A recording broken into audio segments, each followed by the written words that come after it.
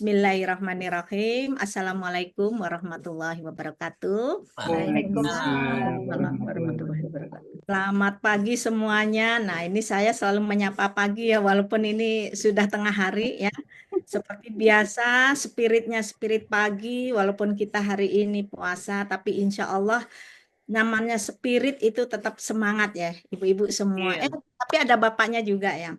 Ya, iya, sebelumnya saya ingin menyapa dulu ini audiennya tidak hanya ibu-ibu ya, tidak hanya anggota CSI, ternyata cukup banyak karena penggemarnya para pakar tari nih.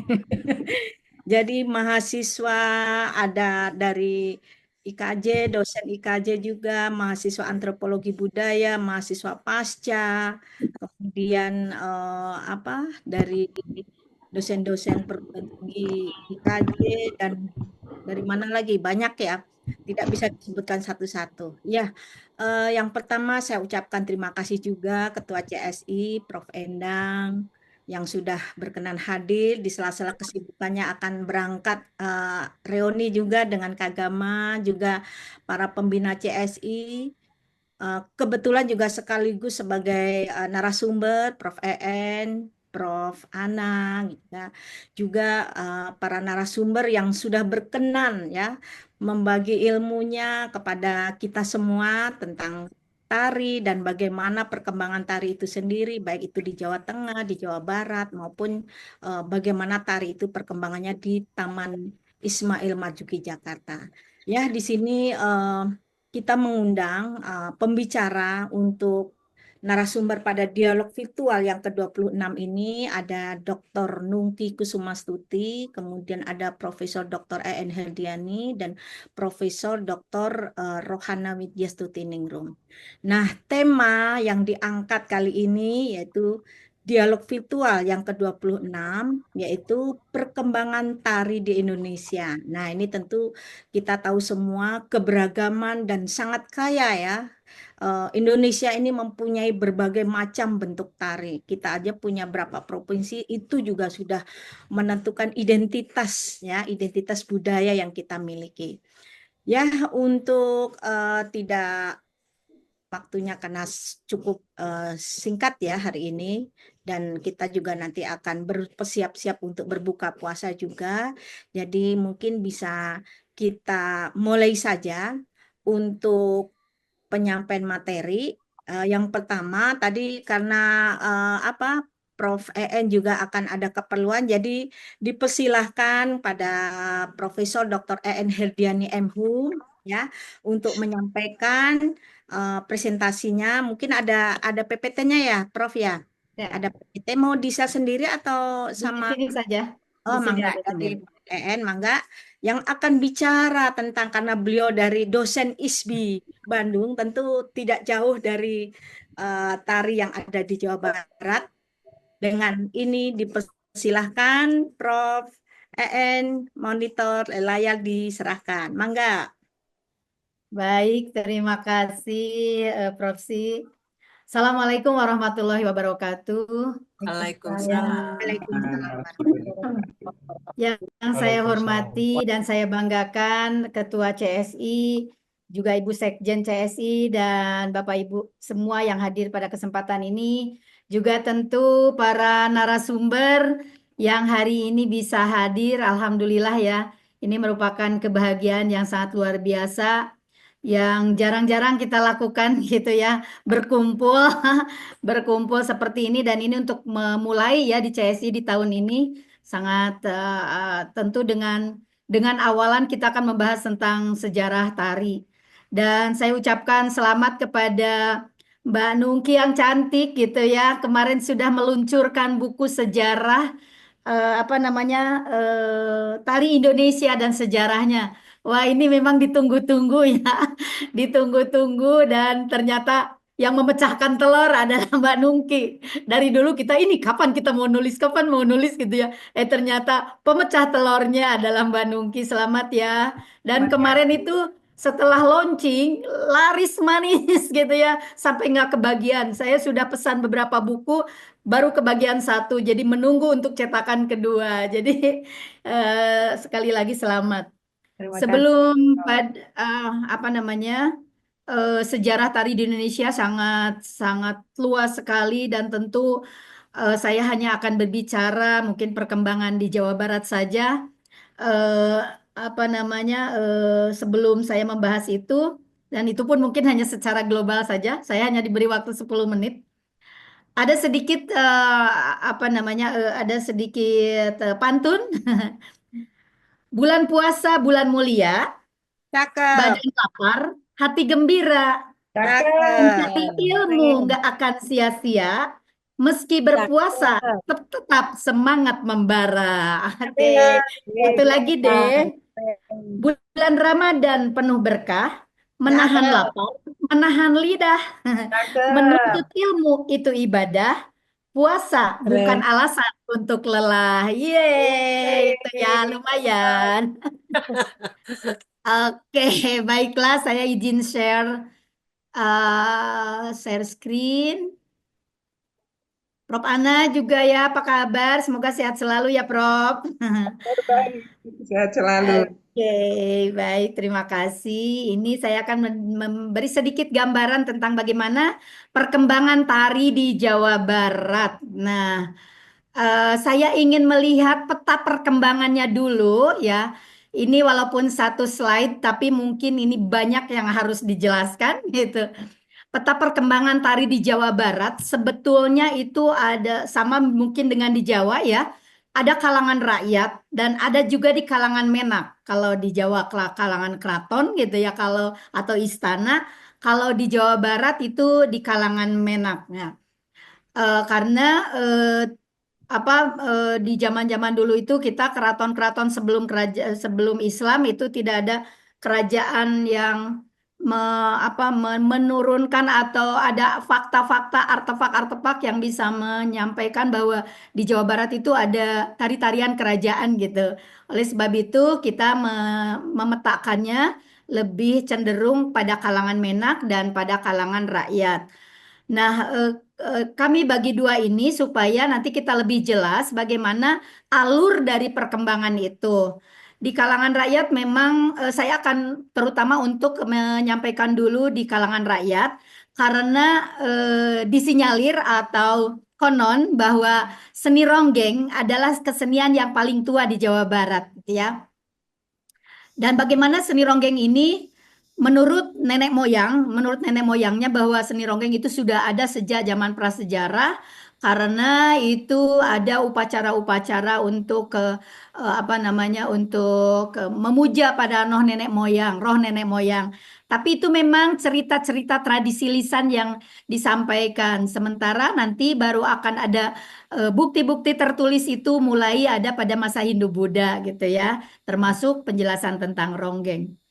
Nah, ronggeng di Jawa Barat diyakini bahwa dulu itu menjadi alat atau sarana upacara, terutama upacara-upacara apa namanya kesuburan, kemudian upacara meminta hujan, terus upacara keberkahan ketika mereka mendapatkan apa kebahagiaan gitu. Nah, itu ronggeng itu diceritakan menurut nenek moyang seperti itu. Kemudian baru ada muncul data-data bahwa ronggeng baru ada artefaknya itu pada masa Hindu-Buddha, di mana ada di dalam naskah-naskah gitu ya kalau di Jawa Barat. Kalau di Jawa mungkin ada Arab prasasti, di Jawa Tengah sama Jawa Timur ya ada di prasasti, ada juga di candi-candi gitu, ada relief. Tapi di Jawa Barat ini memang nggak ada peninggalan seperti di Jawa Timur maupun di Jawa Tengah, tetapi ini ada naskah-naskah yang menyampaikan atau yang menginformasikan tentang adanya ronggeng pada masa Hindu-Buddha. Baik itu di naskah Sunda kuno, di naskah Sanghyang Karesian, Sanghyang Siksa Kandang Karesian, atau di cerita Parahyangan, itu disebutkan ada ronggeng. Nah, eh, ronggeng di sini itu sama ya dulu adalah alat untuk upacara tetapi dalam sebuah upacara ada hiburan gitu kan ya. Jadi hiburan itu dalam sebuah rangkaian upacara sehingga tidak terpisahkan antara upacara dengan hiburan. Nah, kemudian pada zaman kolonial itu muncul seni ronggeng ini kemudian berkembang sangat pesat gitu pada masa kolonial. Kenapa demikian? Karena pada masa itu hiburan semacam ronggeng ini sangat dibutuhkan oleh masyarakat, terutama para kontrak-kontrak gitu ya.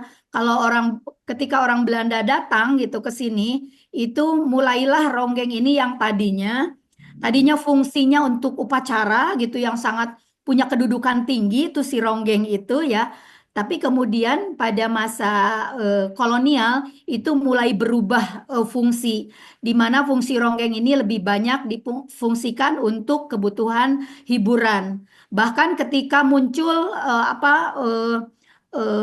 perkebunan-perkebunan, baik itu perkebunan teh, perkebunan kina, perkebunan kopi dan perkebunan yang lain yang mendatangkan para kuli-kuli baik itu dari Eropa maupun pribumi itu ternyata sangat membutuhkan hiburan. Maka disitulah muncul ketuk tilu istilahnya ya, ada ketuk tilu itu perkembangan dari ronggeng. Nah, ketuk tilu ini berkembang di berbagai daerah. Hampir seluruh daerah Jawa Barat itu memiliki seni ketuk tilu gitu ya, memiliki seni ketuk tilu dan itu memang seni rakyat yang sangat digemari karena saat itu hiburan hanya ada ketuk tilu.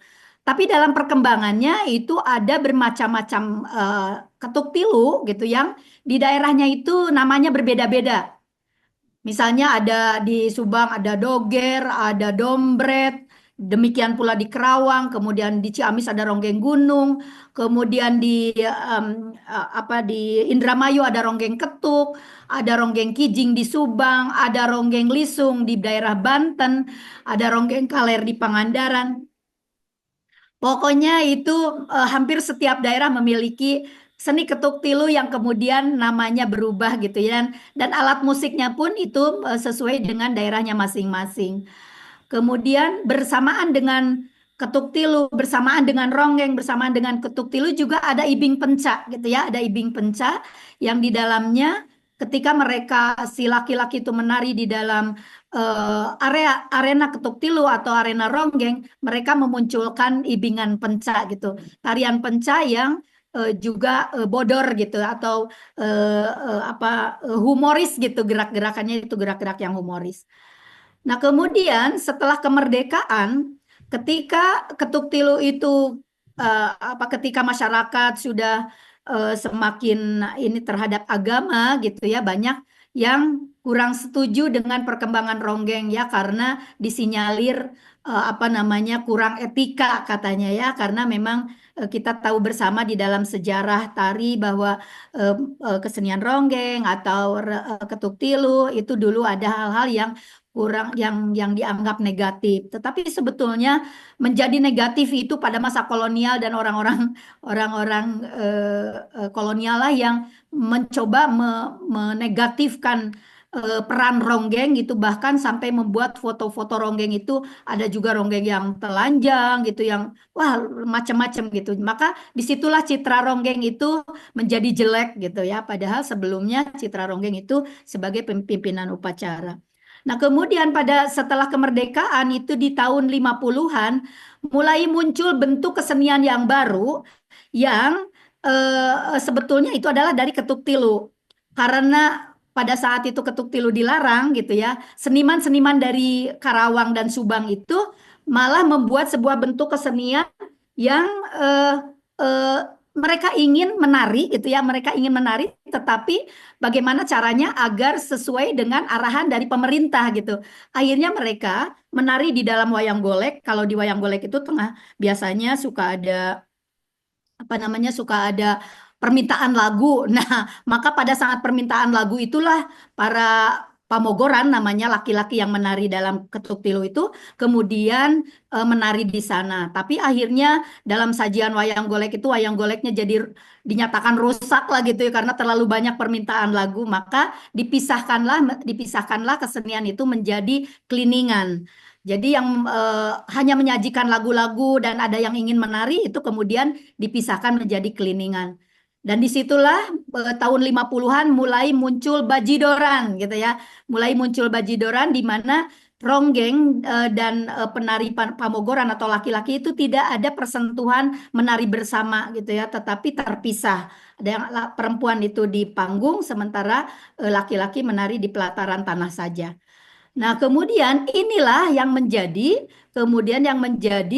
perjalanan dari ronggeng sampai ke Bajidoran itu menjadi salah satu inspirasi dan menjadi sumber dalam penciptaan Jaipongan yang muncul pada tahun 60 tahun 74 ke awalnya perkembangan ketuk atau ketuk tilu perkembangan yang akhirnya muncul Gugum Gembira membuat tari Jaipongan sejak tahun 74 yang kemudian populer sekali pada tahun 78. Nah, sekarang kita lihat dari kalangan Menak. Dari kalangan Menak itu ada hidup wayang topeng ya, wayang topeng yang kemudian menjadi wayang Wong Cirebon. Itu kemungkinan besar adalah pengaruh dari timur, dari Majapahit gitu ya, karena itu wayang topeng itu mengamen sampai bahkan menjadi alat penyebaran agama Islam itu oleh Sunan Kalijaga dan oleh Sunan Gunung Jati ya, yang kemudian itu memunculkan wayang Wong Cirebon. Nah, ketika memunculkan wayang Wong Cirebon, nanti dalam perkembangannya itu hidup di istana, tetapi kemudian mereka mengamen juga ketika pemerintahan sudah tidak lagi mengayomi karena kurang uang gitu ya. Akhirnya para seniman-seniman itu keluar dari keraton dan mengamen ke berbagai daerah.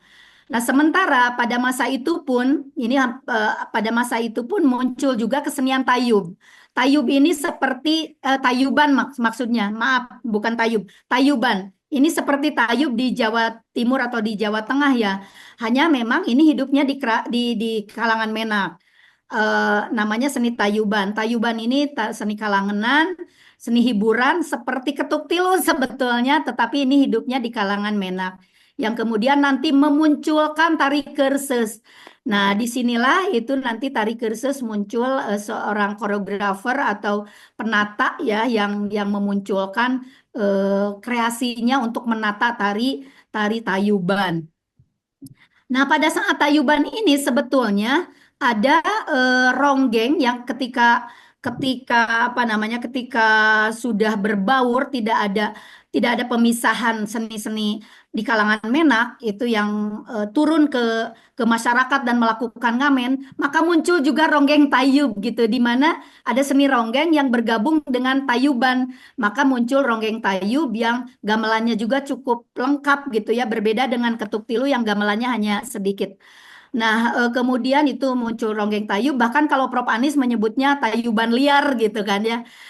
Nah, juga pada masa itu perkembangan topeng Cirebon yang kemudian mengalir atau mengamen ke berbagai daerah, termasuk ke Betawi, itu nanti memunculkan topeng Betawi, memunculkan topeng Banjet di Kerawang. Jadi itu pergabungan atau akulturasi ya dari wayang topeng dari seni ronggeng gitu, maka muncul topeng Betawi, topeng Banjet, topeng Cisalak, topeng Tambun, Longser, itu juga gabungan antara atau akulturasi antara tari topeng, wayang topeng dengan seni ronggeng.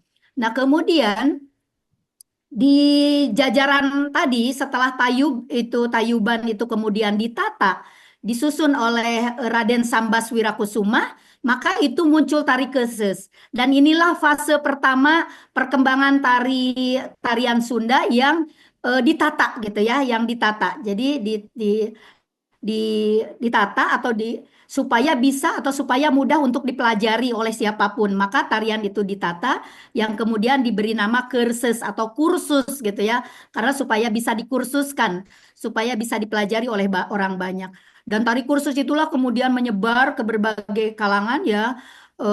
Bahkan sampai ke daerah di seluruh Jawa Barat itu juga menyebar tari kursus karena dipelajari oleh para menak. Karena dulu itu kalau tidak bisa tari kursus atau tidak bisa tayuban, itu mereka tidak bisa jadi pejabat gitu ya. Ada persyaratan kalau ingin menjadi pejabat itu harus bisa tayuban. Nah, ini luar biasa sekali pemerintah menandakan atau memberikan aturan seperti itu sehingga para bupati, para wedana, para camat itu bisa menari tayuban.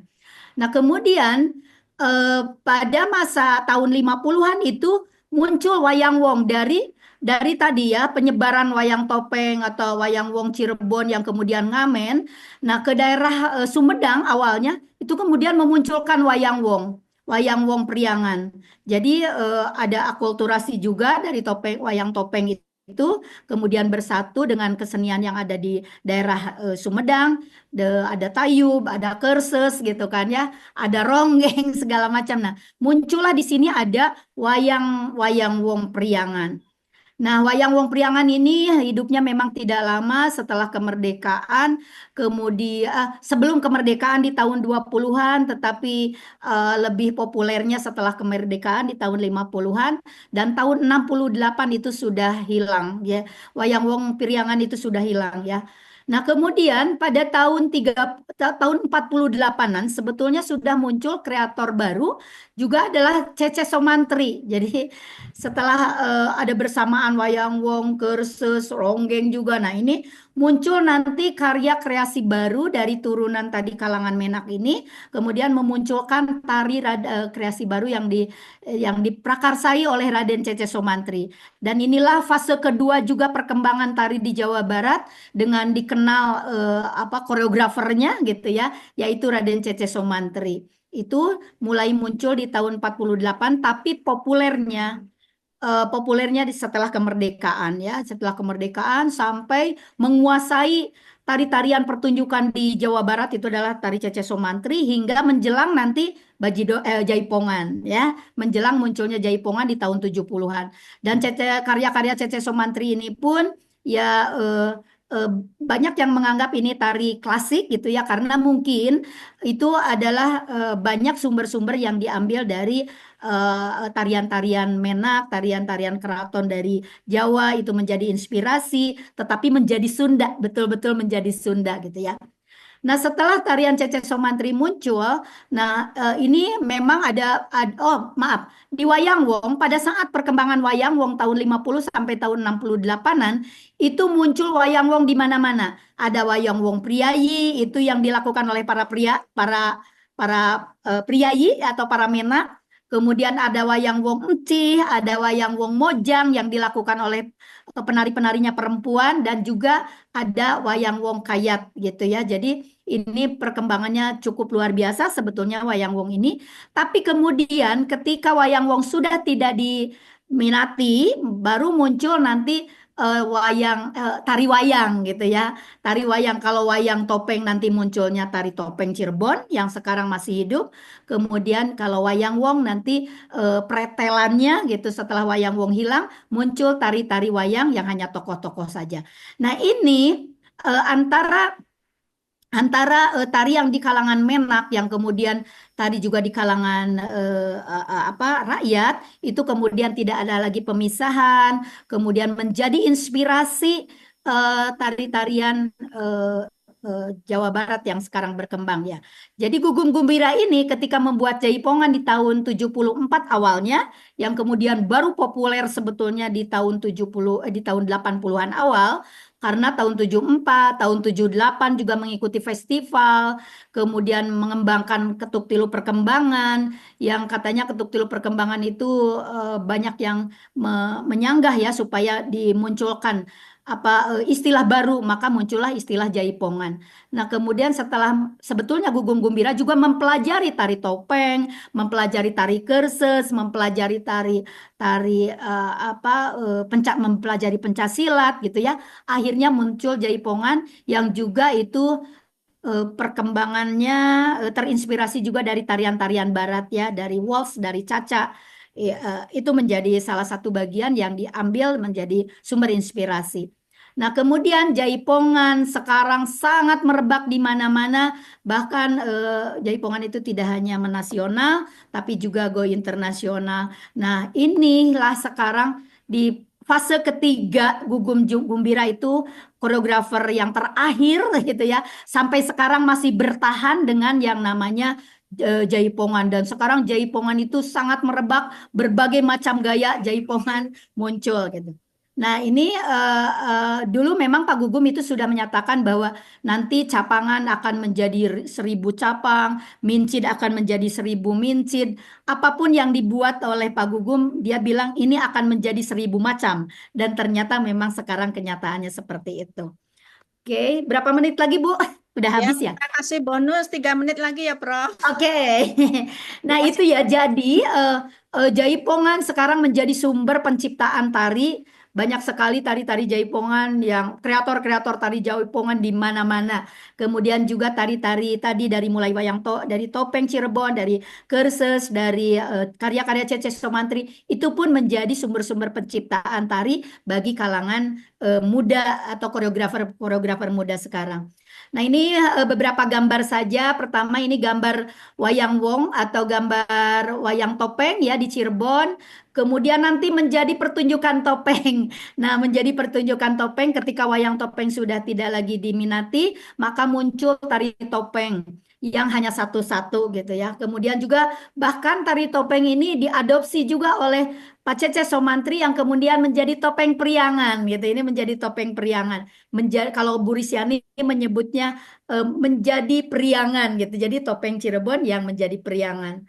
Dan itu menyesuaikan baik itu gerak maupun musiknya menjadi betul-betul priangan. Nah, sementara ini potret Tayub, ini Tayuban yang ada di kalangan Menak, yang kemudian nanti menyebar juga ke kalangan rakyat. Maka di sini ada salah satu Pak Kandeg. Pak Kandeg itu salah seorang yang sangat terkenal yang kemudian ngamen ke daerah Priangan dan ini salah satu gambar yang sedang mengamen dia menari menari topeng dan tayuban gitu ya itu apa campuran di sini dia ngamen. Sebetulnya wayang topeng juga bisa, nari tayuban juga bisa. Maka si Pak Handeg ini kemudian menjadi guru untuk para seniman-seniman yang ada di Priangan. Nah, dari tayuban ini kemudian nanti Raden Sambas Wirakusuma membuat tari yang sudah ditata. Ini adalah tari Kerses. Kemudian tadi wayang topeng yang kemudian menjadi wayang wong priangan, ini ya, wayang wong priangan dan kemudian menjadi tari wayang. Ini menjadi tari wayang potretnya. Dan ini wayang wong yang sudah dikreasikan beberapa waktu lalu ya, setahun yang lalu. Ini memang di ISBI ada tari wayang. Alhamdulillah sendra tari itu dipelajari gitu walaupun wayang wongnya sudah tidak ada dan ini kita mulai merevitalisasi dengan Prof Ana, dengan Prof Endang dan beberapa kawan-kawan dari IKJ maupun dari ISI Denpasar dan ini kemudian menjadi ada satu karya film maupun karya panggungnya itu di Wayang Wong. Nah, kemudian kalau Cece Somantri ini ada tari kupu-kupu gitu ya, kupu-kupu yang kemudian berkembang nanti ada tari merak dan sebagainya banyak sekali tarian dan ini tari ranca ekek ya, tari Badaya Ranca Ekek. Nah, sementara ini dari ronggeng yang sangat sederhana, ini ronggeng Betawi, kemudian juga ada ini kemungkinan ronggeng Tayub tuh ini ya yang gabungan antara Tayuban dengan ronggeng, yang kemudian nanti berkembang menjadi ketuk tilu dan berkembang menjadi di Subang dan Kerawang muncul bajidoran gitu ya, seperti ini. Dan akhirnya muncul Jaipongan yang dibuat oleh Pak Gugum sebagai fase ketiga koreografer kreator-kreator tari di Jawa Barat. Kemudian ini Keser Bojong dan kemudian tarian Jaipongan sangat merebak dan Pak Gugum juga banyak menciptakan tari Jaipongan. Di antaranya ini ada Kawung Anten, kemudian ada Rawayan dan juga pada masa tahun 87-an itu muncul, maaf gambarnya gelap, ini sebetulnya diambil dari video ya karena fotonya nggak ada. Ini Brikpong gitu ya, Brik dan Jaipong gitu.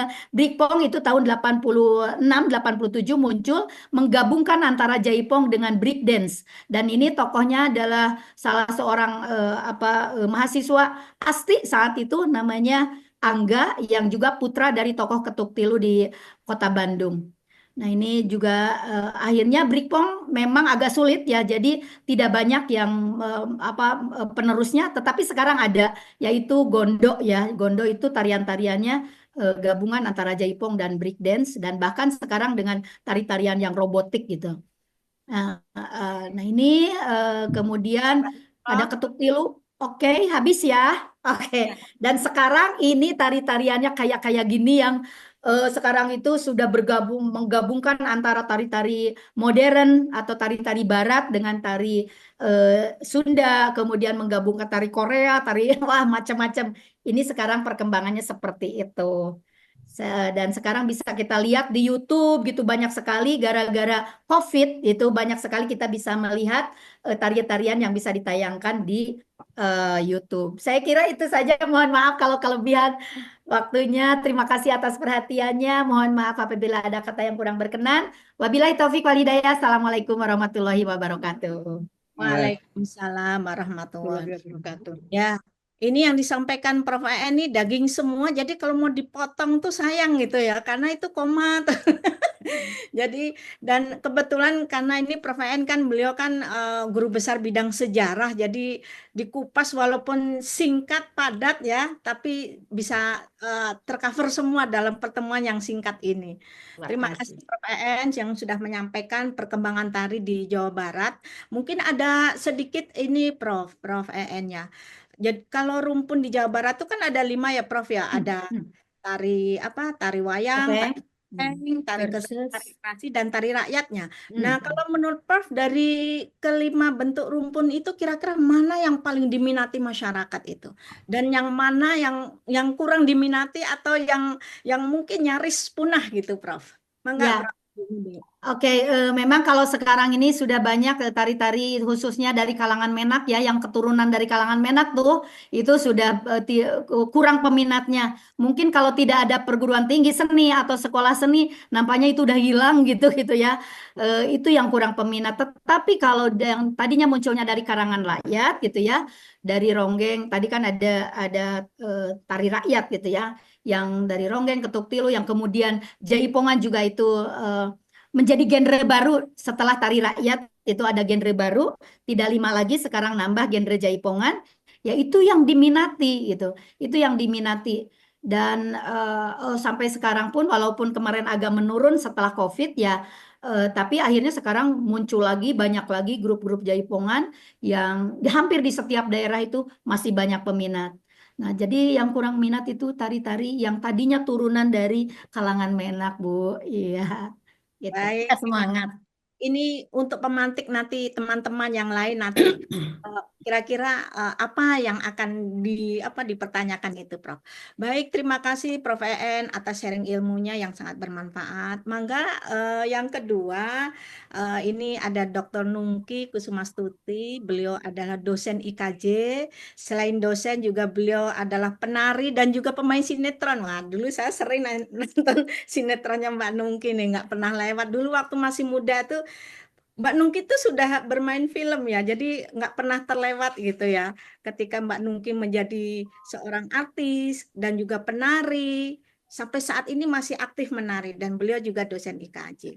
Mangga Mbak Nungki ini akan menyampaikan tentang tari-tari yang berkembang ya, yang ada di Taman Ismail Marzuki Jakarta. Mangga Mbak Nungki dipersilahkan. Ya, terima kasih Prof. Sri untuk PowerPoint saya minta tolong oleh operator ya. Ya, selamat siang Ibu-ibu, Bapak-bapak, mahasiswa, adik-adik sekalian, anak-anakku, juga pada Prof. Endang, ada Prof. Hana, Ketua CSI, dan Sekjen juga. Bahagia sekali ya banyak mahasiswa yang datang ini. Berarti banyak peminatnya untuk Ya, membicarakan penggemarnya ini tentang 100 lebih nih Mbak Nungki. Ini satu luar layar tuh ada biasa. 6 orang ini. Jadi Ya, untuk ini 30 yang di luar 96. luar biasa. Tadi yang Ini disampaikan oleh Prof. EN juga membuat saya jadi terbuka lagi matanya. Iya ya, kita nih Indonesia kaya sekali. Dan sekarang yang ingin saya sampaikan ini hanya bagian yang kecil sekali adalah karya tari baru di Jakarta. Jakarta dalam pengertian disempitkan lagi di Taman Ismail Marzuki dengan tahun yang juga agak dibatasi. Dan ini lebih bicara tentang inovasi dan tafsir baru dari tradisi. Karena sebetulnya Taman Ismail Marzuki yang didirikan tahun 68 itu juga mempertunjukkan tari-tarian tradisi dari berbagai wilayah di Indonesia. Tetapi yang ingin saya soroti lebih yang pada inovasi dan tafsir baru tradisi. Ya Mas, ini masih yang bantu operatornya ya. Silakan. Iya. Jadi pendirian Taman Ismail Marzuki, apa yang terjadi di Jakarta pada tahun 68? Gubernur daerah istimewa waktu itu, Gubernur Ali Sadikin yang sangat keren bersama seniman dan budayawan membangun sebuah lembaga seni budaya di Jakarta dengan fasilitas kesenian yang layak dan memadai untuk masa itu. Diberi nama Pusat Kesenian Jakarta atau Taman Ismail Marzuki. Merupakan wadah untuk berbagai proses penciptaan dan penyajian kesenian lokal, nasional, internasional, baik yang tradisi dan kemudian yang modern kontemporer. Lanjut, Mas. Ya, ini akan banyak PowerPoint-nya, tapi tidak akan saya bacakan semuanya, Prof. Sri. Nanti waktunya untuk saya sendiri nih. Lalu pendirian tim ini merupakan wujud dari kebebasan berekspresi, seperti didengungkan dalam kebijakan kebudayaan Presiden Soeharto waktu itu ya. Kebijakan beliau menyatakan adanya kebebasan dan adanya kebijakan kebudayaan. Lalu Dewan Kesenian Jakarta sebagai salah satu organ di tim memberikan kemudahan dan keleluasaan bagi para seniman untuk memanfaatkan fasilitas yang ada di situ. Lanjut. Ya, ini gambar di tahun 60, tahun 70-an ini. Taman Ismail Marzuki, dan waktu itu masih ada gedung bioskopnya juga. Lanjut. Ya, perjalanan kreativitas. Dalam perkembangan seni tari di Indonesia, terciptalah karya-karya tari baru, terutama modern kontemporer di Indonesia, setelah koreografer-koreografer muda di tahun 50-an bergaul dengan tari dari modern barat. Ya, kita tahu di Eropa dan Amerika muncul gaya tari atau gerakan tari modern. Ada gerakan pertama, kedua, dan ketiga. Kalau yang pertama itu lebih pada kesan pribadi dan gaya individual. Yang kedua, landasan baru dalam teknik tari. Dan yang ketiga adalah gagasan yang lebih baru. Jadi kalau kita kenal ada Merce Cunningham dan kemudian Merte Graham, itu tuh masuk generasi yang kedua. Lanjut. Ya, dan keberadaan tari modern di Indonesia juga didorong dengan adanya keinginan melakukan pembaruan-pembaruan. Dan itu saya mundur sedikit sebelum berdirinya tim, ada nama Setiarti Kailola, Bagong Kussudiardjo, dan Wisnu Wardana, itu pelopor-pelopor tari modern di Indonesia yang mencari pembaruan, tetapi tidak bisa lepas dari kemampuan mereka atau keahlian mereka dalam tradisi. Jadi mereka sangat mengenal atau tidak bisa meninggalkan akar estetika tradisional yang menjadi kekuatan mereka. Dan semua itu masih berlaku, masih berjalan hingga hari ini. Banyak seniman-seniman kita yang dalam melakukan pembaharuan, apakah itu bisa disebut modern kontemporer, masih berangkat dari estetika tradisional. Lanjut. Ya, ini Setiarti Kailola, mungkin banyak yang kurang tahu ya. Ini di tahun 50-an, belajar modern dance dengan Merte Graham, dan kemudian membawakan tarian Merte Graham di tahun 51. Lanjut. Ya, ini Pak Bagong. Pak Bagong menggarap tari baru layang-layang di tahun 55 sebelum ke Amerika. Setelah ke Amerika, belajar tari modern, kemudian mengubah tari layang-layang, dan kita bisa lihat gayanya agak berbeda gitu ya. Ini di tahun 58. Lanjut. Nah, salah satu tokohnya juga kemudian adalah Wisnu Wardana yang membuat tarian Empu Gandrung di tahun 1971. Nah, kita kembali lagi ke Jakarta, ke Taman Ismail Marzuki. Perkembangan seni tari di Indonesia terdiri dari 3 rumpun menurut saya. Karya tari tradisi dan atau yang bersifat tradisional, karya tari baru pengembangan dari tari tradisional, dan karya tari modern kontemporer. Saya menyebutnya modern kontemporer karena pertumbuhan di Indonesia antara modern dan kontemporer itu berdempetan. Walaupun di Eropa dan Amerika sebetulnya sejarahnya berbeda, tapi kita berbicara di Indonesia. Dan istilah-istilah ini cukup problematik. Selalu apa itu tari tradisi, apa itu pengembangan dari tradisi, apa itu modern kontemporer, walaupun ada sejarahnya, tapi selalu mengandung problematik. Lanjut. Mengapa begitu? Karena di tiap daerah pengembangan tari modern dan kontemporer di daerah di Indonesia itu berbeda, dan di Asia, Asia Tenggara, Asia, Eropa Barat, dan Amerika itu perkembangannya sesuai dengan perjalanan perkembangan tari di sana. Ini saya tidak ingin mengajari, tapi karena banyak mahasiswa, saya sebutkan sedikit apa sih yang disebut dengan tari tradisional menurut saya, gitu ya. Itu tarian dari masa lampau dan sudah turun-temurun dengan rentang waktu 2 atau 3 generasi. Kalau UNESCO mengatakan 2 generasi, tapi Edward Schill bilang enggak, 3 generasi, gitu, untuk menunjukkan bahwa itu memang tarian lama. Dan yang penting kemudian disebut tradisional, kalau tarian itu masih bertahan, diajarkan, dan dipertunjukkan secara berulang hingga hari ini. Dan pendukungnya masih ada. Jadi kalau tadi Prof. EN bilang ada karya tari lama yang dari Benak yang hampir habis, kalau itu tidak dipertahankan oleh sekolah seni, perguruan tinggi seni, dan benar-benar hilang. Dan tidak bisa disebut sebagai tari tradisional. Kemudian bisa lagi ada kalau ada penggalian.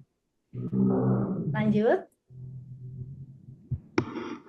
Ya, nah dalam tradisi pun selalu terjadi perubahan, inovasi dan reka cipta. Itu sama seperti yang tadi disampaikan Prof. N. Terjadi selalu perubahan dan itulah menyebabkan tarian itu bisa berjalan. Karena kalau tetap kekeh dengan yang lama, jangan-jangan nggak bisa. Tapi perubahan itu tetap memegang kaidah-kaidah, pola-pola, serta aturan-aturan. Dan itu di dalam tradisi terjadi juga dinamika berupa kreativitas dan memicu pengembangan dan pembaruan. Dan seiring dengan perubahan zaman, merupakan keniscayaan bahwa tradisi itu memang benar bisa musnah kalau tidak ada lagi pengikutnya atau pendukungnya. Di sisi lain dia tetap bisa bertahan kalau tadi dikatakan pendukungnya masih ada dan masih mau menarikan meskipun terjadi perubahan di sana sini. Lanjut.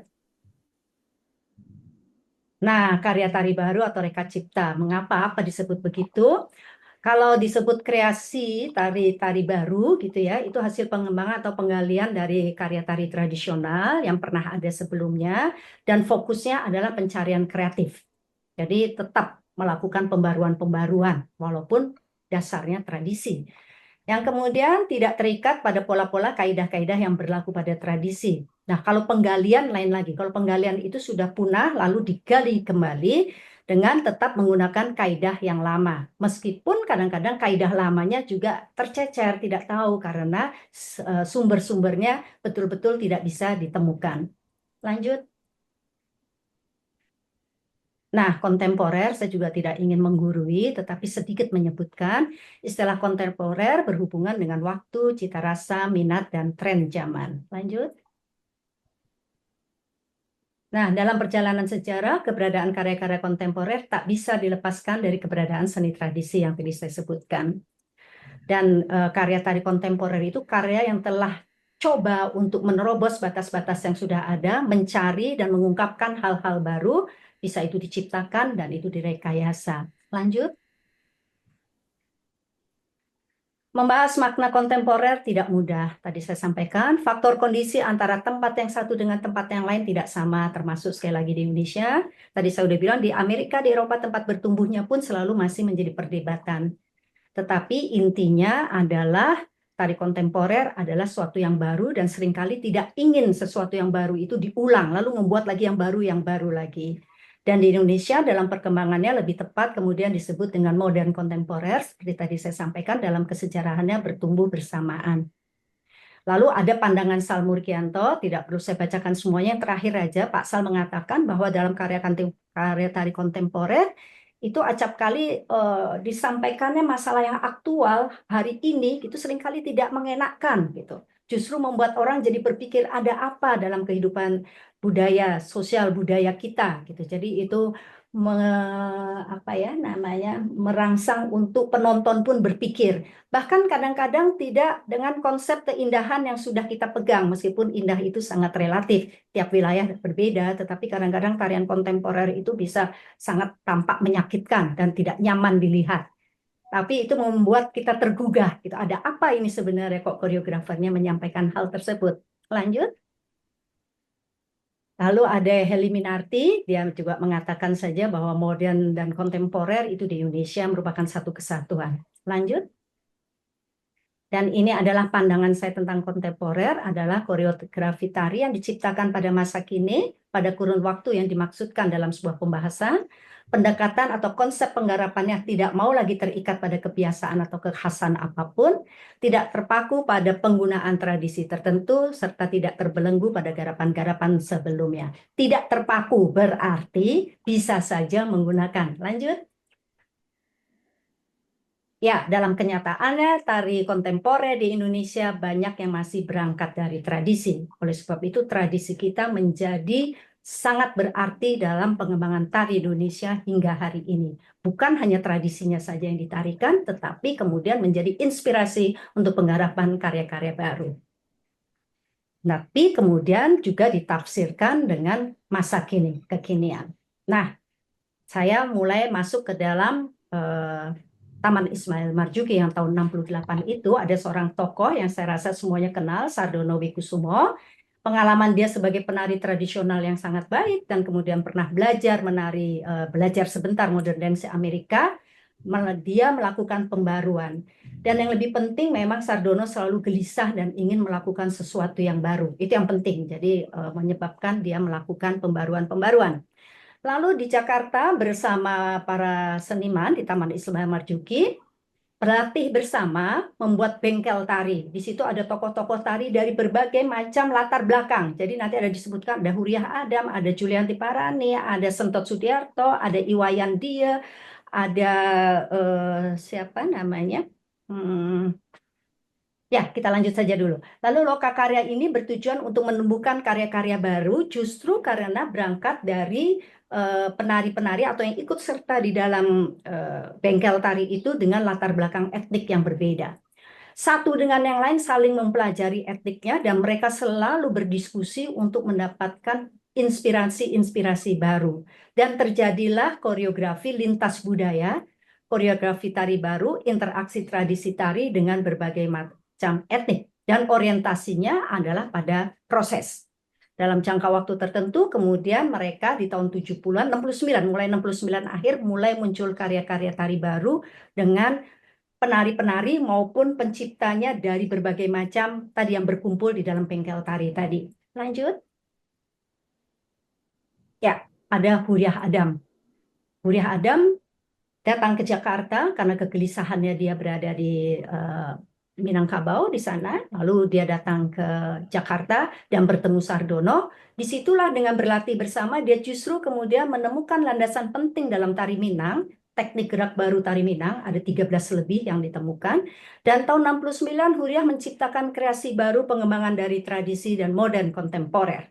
Lalu ada Farida Utoyo, Julianti Parani yang berlatar belakang balet, melakukan transformasi kreatif antara teknik balet dengan unsur-unsur tradisi dengan berbagai macam etnik yang dia pelajari di dalam bengkel maupun kemudian juga di luar bengkel. Lanjut.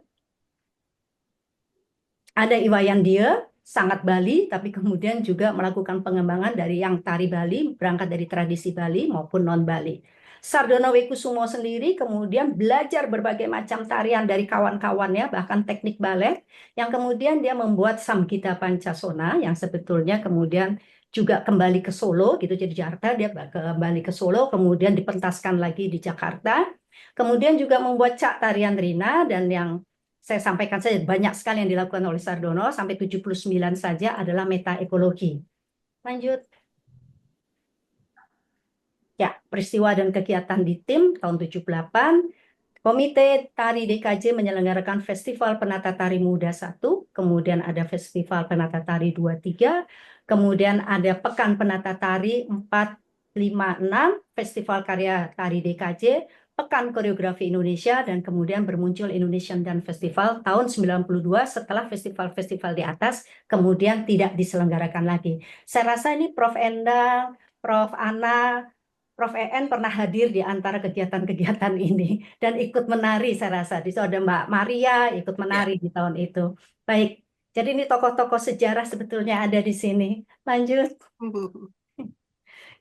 Ya, peristiwa dan kegiatannya. Untuk apa sih festival itu diadakan? Untuk menghidupkan, memelihara, dan melanjutkan tari tradisional itu tidak hanya dilakukan dengan rekonstruksi, rekreasi, dan preservasi, tetapi justru dengan sikap kreatif. Dan ini hebatnya Ali Sadikin, dia sadar betul, saya bukan orang kesenian, saya bukan orang tari, tapi di sini banyak budayawan dan seniman, Ayolah kita lakukan itu.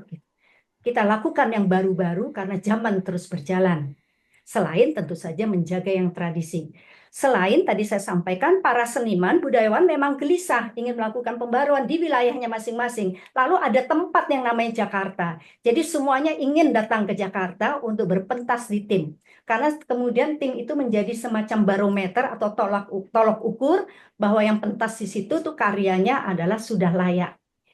Nah, adanya keterbukaan dan kebebasan itu menyebabkan perkembangan zaman dalam karya-karya tari baru itu bisa tampil di tim dan kelihatan terbaca. Lanjut.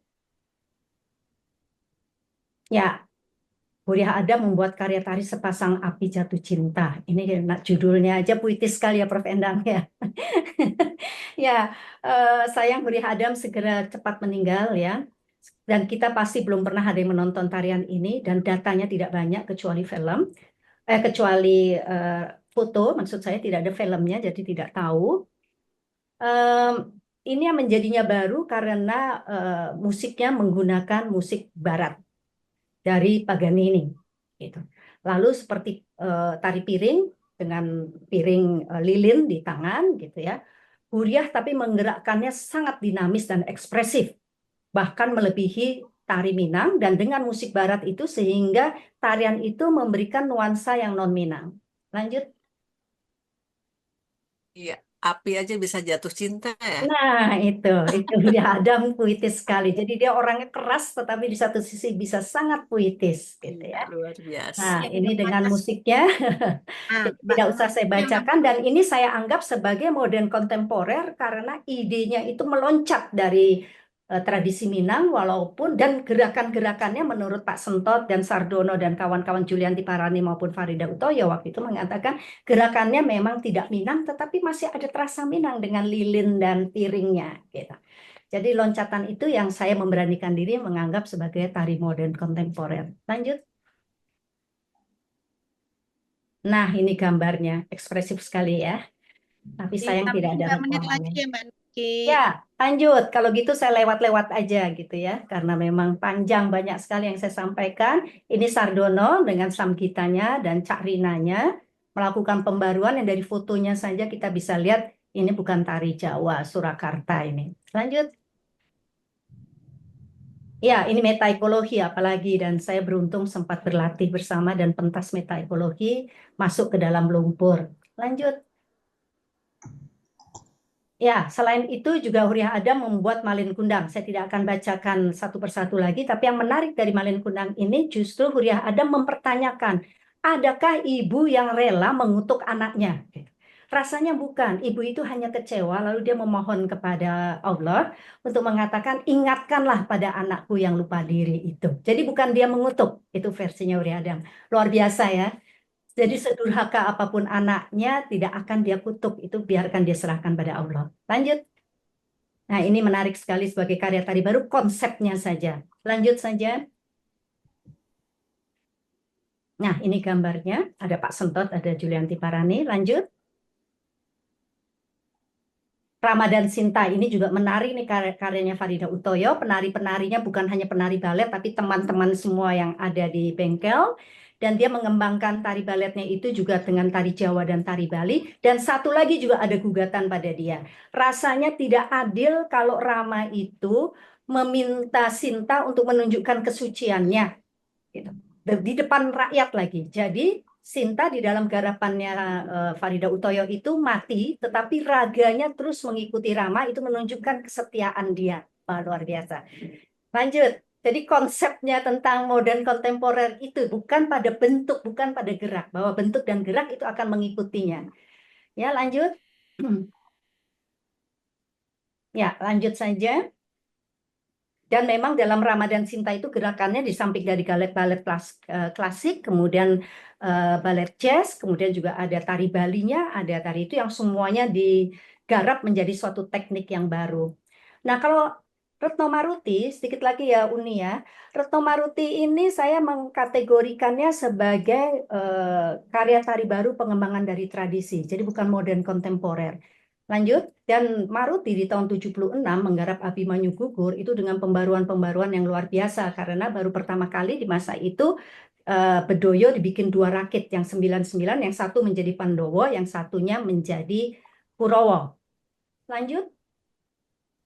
Dan dia memadukan antara Langendrian, Bedoyo, Wayang Wong gitu ya. Dan kostumnya sebagian masih pakai dodotan, tapi yang lainnya, yang Kurawa sebagai prajurit memakai busana prajuritan. Lanjut.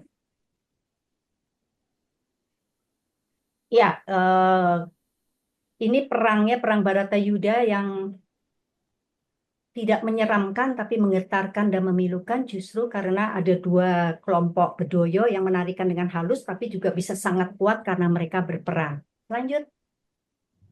1 menit lagi ya Mbak Nungki. Ya, oke, ini gambarnya. Sekarang langsung penutup saja kalau begitu.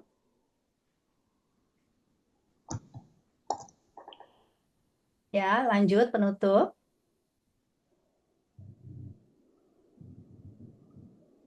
Mas, lanjut Mas, di penutup aja lanjut. Oh, di penutup ada kata-kata tolong. Ya, oke, kalau gitu nggak usah pakai PowerPoint aja. Yang pasti adalah Taman Ismail Marzuki mempunyai peranan yang sangat penting, bukan hanya untuk Jakarta, kemudian menasional, bahkan kemudian juga bisa memberikan kesempatan kepada koreografer-koreografer internasional untuk datang dan menjadikan kita belajar banyak untuk melihat pertunjukan-pertunjukan yang internasional.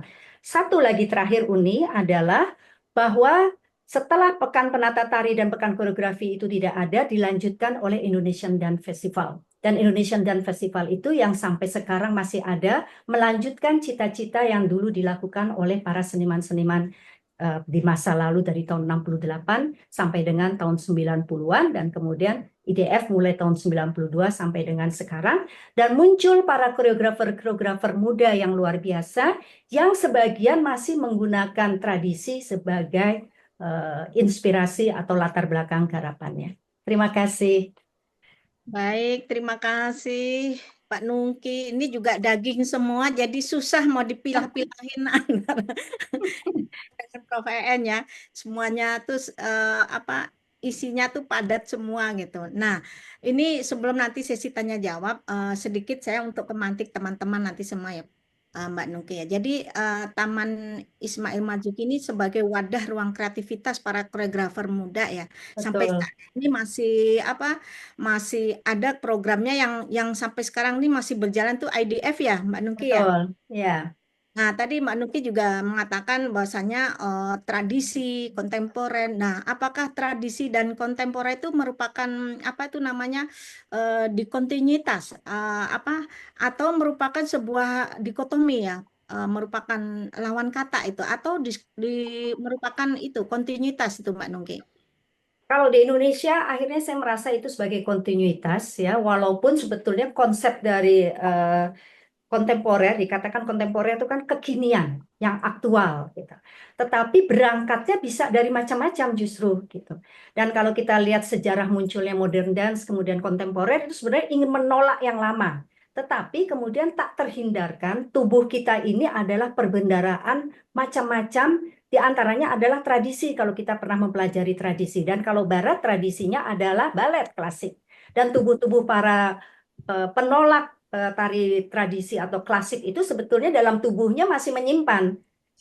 Ya, jadi Ya. waktu dia berkarya, konsepnya bisa berubah, tapi kemudian dalam bentuknya masih menyimpan. Dan ternyata tradisi itu juga mempunyai bahan yang banyak sekali sehingga bisa tetap aktual di masa kini. Oh, jadi karya itu tidak lepas dari bentuk dan isi. Bentuk boleh dijungkir balik kan berubah gitu ya Mbak Nuki ya. Tapi isinya mungkin yang Dan konsepnya, idenya itu ya, dan aktual, menjawab tantangan masa kini. oke, mangga Mbak Nuki, nanti teman-teman yang lain nanti bisa dari apa yang disampaikan ini, mangga mau nanti raise hand atau dikirim di chat. Mangga, yang terakhir ini Prof. Rohana, beliau adalah dosen dari ISI Surakarta yang kebetulan juga sebelumnya pernah rektor juga. Ini dua-duanya Prof. EN sama Prof. Rektor ini dua-duanya rektor ya, rektor perempuan di perguruan tinggi seni ini. Mangga Prof. Ana untuk menyampaikan tentang perkembangan tari ya, tari di Surakarta dan Jawa Tengah secara pada umumnya. Mangga dipersilahkan, Prof. Terima kasih Uni. Karena Uni namanya pakai Sri, jadi hanya nama Uni. Sri saya dihilangin sama Uni.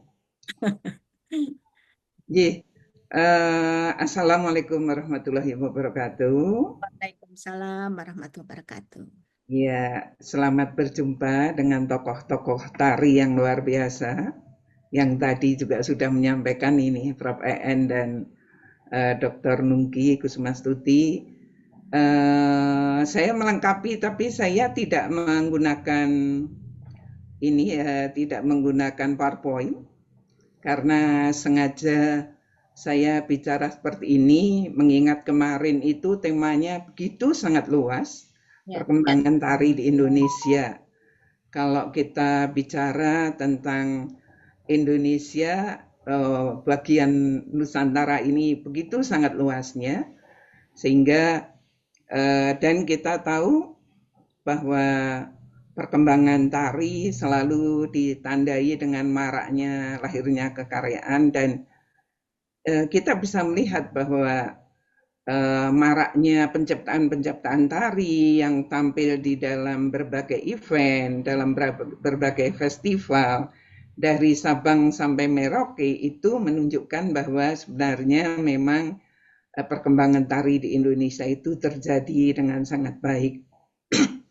Dan kalau kita membaca hasil penelitiannya Prof.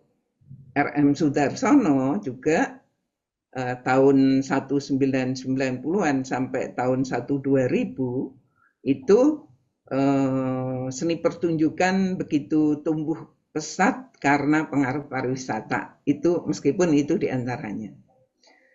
Nah, saya merasa bahwa perkembangan yang terjadi sebenarnya sangat dipengaruhi oleh pendidikan.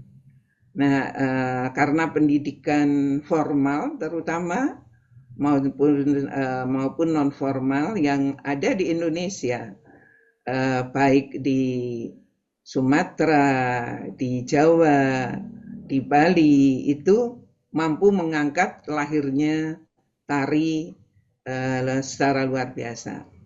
Nah, lebih khusus memang saya ingin bicara tentang perkembangan tari yang ada di Jawa Tengah atau Surakarta khususnya. Meskipun tari gaya Surakarta itu juga berkembang di berbagai daerah yang lain yang tidak saya sebutkan tadi. Di Jakarta, tari gaya Surakarta masih ditekuni banyak teman, dan ketika kita adakan festival Bedoyo misalnya, itu dari Jakarta cukup banyak yang tampil dengan tari Bedoyo. Nah, saya ingin mengajak semuanya bahwa di Solo itu ada 3 pusat budaya. Yang pertama, Keraton Kasunanan Surakarta, yang kedua, Puro Mangkunegaran, dan yang ketiga, Isi Surakarta. Mengapa saya hanya menyebut 3? Karena Sekolah Menengah Kesenian Indonesia yang dulu SMKI, yang sekarang menjadi SMK Kejuruan, ya, itu sudah pendidikan seninya sudah sangat berbeda dengan sebelumnya, sehingga muatan pendidikan seni tidak begitu tebal karena menjadi sekolah menengah kejuruan. Jadi ada 3 tempat ini, Isi Surakarta, Keraton Kasunanan, dan Puro Mangkunegaran. Ketiga-tiganya sampai sekarang masih mengembangkan seni yang ada di lingkungan itu. Meskipun Isi Surakarta ini bisa masuk dua-duanya ini, baik di Keraton Kasunanan Surakarta maupun di Puro Mangkunegaran. Seperti kita tahu bahwa Isi Surakarta memang tari yang ditekuni, mayor yang ditekuni memang gaya Surakarta. Dalam hal ini yang pusatnya di Keraton Kasunanan Surakarta. Selain itu juga yang gaya Mangkunegaran. Seperti apa yang tadi disampaikan Mbak Nungki, bahwa penciptaan tari yang terjadi sekarang juga tetap berpijak sebetulnya pada tradisi. Karena dalam tari tradisi sendiri itu bisa dikembangkan secara kreatif, bahwa kalau kaidah-kaidah yang berlaku itu bisa ditafsirkan secara kreatif sehingga sampai sekarang tetap muncul karya-karya tari baru. Meskipun di Surakarta tidak semuanya karya berpijak pada tradisi, karena ada beberapa koreografer yang ada di Surakarta itu juga mengembangkan tari modern, tari kontemporer. Ya, jadi ada, kalau kita melihat kehadiran tari yang sampai sekarang masih dilestarikan, itu juga hasil dari rekonstruksi karya-karya tari lama, kemudian juga bisa transformasi, mungkin ada beberapa perubahan dari, meskipun masih berpijak pada nilai-nilai yang lama. Dan bahkan di keraton-keraton itu sendiri ada upaya revitalisasi. Jadi tari yang pada awalnya sudah tidak begitu populer atau sudah tidak begitu dikenal masyarakat, sekarang kemudian direvitalisasi kembali supaya kesenian atau tari itu hadir di tengah masyarakat. Nah, salah satu contoh adalah Langendrian. Ya, Langendrian ini tumbuh di Puro Mangkunegaran, ya, dengan berbagai karakteristik uniknya karena tidak dimiliki oleh tempat-tempat lain. Ya, Langendrian di Mangkunegaran itu diperankan atau ditarikan oleh seluruhnya adalah penari perempuan. Cerita yang disajikan pun itu khusus cerita tentang Damar Wulan.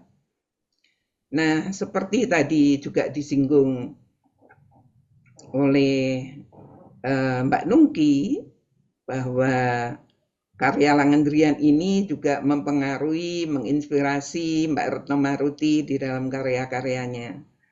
Karena kekhususan Langendrian adalah dialognya dilakukan dengan tembang.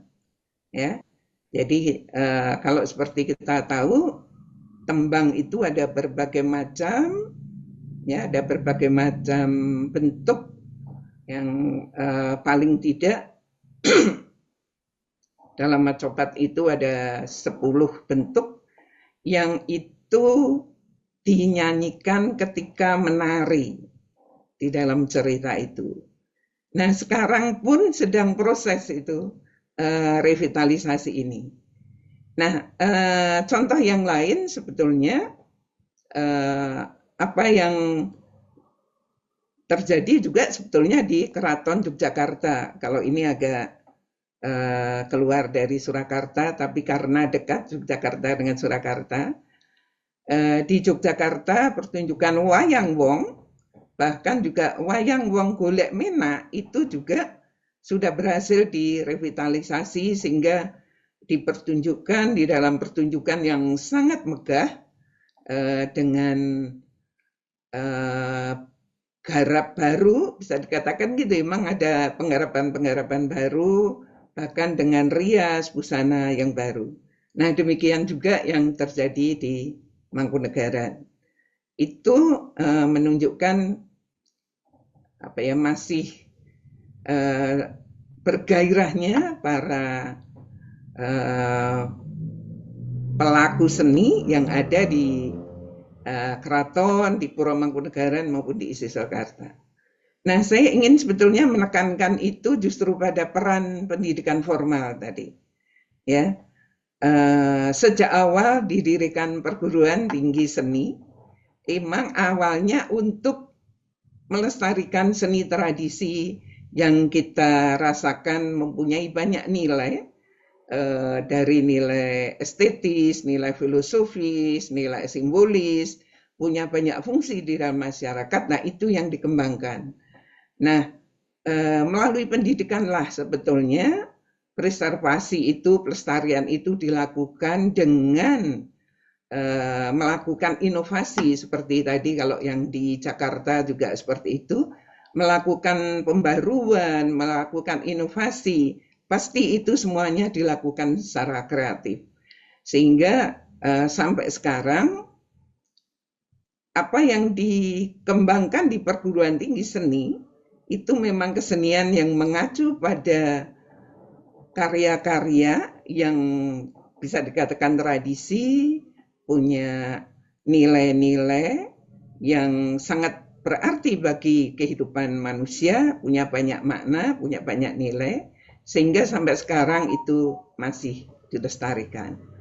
Nah, ini gambaran keberhasilan, saya bisa dikatakan ya, keberhasilan pendidikan di perguruan tinggi itu kemudian juga mengangkat kesenian-kesenian yang ada di daerah. Ketika alumni kita, alumni perguruan tinggi seni itu selesai kembali ke daerah, ternyata mereka juga melakukan pelestarian, melakukan pengembangan di daerah-daerah, sehingga kalau awalnya tari tradisi itu memang kita kenal ada tari keraton dan tari rakyat, ya. Tadi disinggung Bu En juga tentang hal ini, ya, bermula pada tari rakyat. Nah, sebenarnya pengaruh pendidikan itu juga mampu mendorong kehidupan kesenian rakyat di daerah-daerah untuk tumbuh dan berkembang. Ya, dan buktinya, ya, banyak festival dilakukan dan di mana-mana ada penciptaan tari baru, ada interpretasi baru. Ya, jadi itu bukti bahwa sebenarnya perkembangan tari terjadi secara luas di masyarakat, ya. Khususnya memang pasti yang punya perguruan tinggi seni. Itu gambaran Bu, apa yang terjadi di Jawa Tengah, khususnya peran pendidikan tinggi. Saya pun bisa menyebut sebetulnya beberapa koreografer yang sampai sekarang masih kreatif, ya, menciptakan karya-karya tari baru yang ada di daerah. Dan kalau empu-empu tari kita, ya, kalau yang di Gaya Surakarta itu awalnya dikenal ada Pak Kusumo Kesowo, ada Wiknyo Hambekso, kemudian lahir juga Es Ngaliman, ada Es Mariti, sementara di Mangkunegaran ada Bu Bayi Mentoraras, ada Bu Madusari, ya. Nah, yang generasi sekarang, ya, yang sudah lebih senior ada Wahyu Santoso Prabowo, ada Rosini, ya. Ini sudah dianggap empu dan juga sekaligus maestro.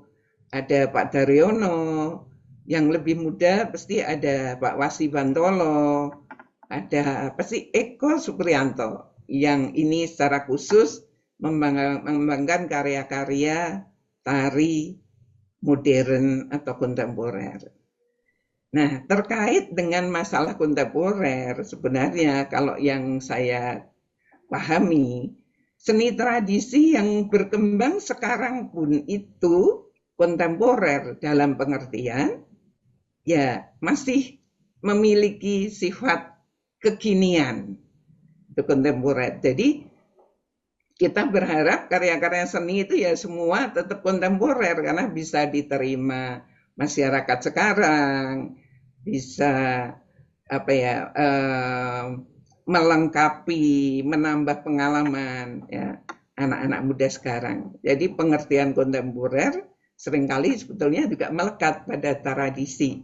Karena tari tradisi perlu digarap secara kontemporer agar tetap bisa dinikmati generasi masa kini. Itu gambarannya. Saya lihat Bu ini Uni Sri mau bicara nggak jadi-jadi itu. Jadi monggo silakan. Iya, gini Prof, menarik ya dari ketiganya ini masing-masing cara penyampaiannya menarik ya.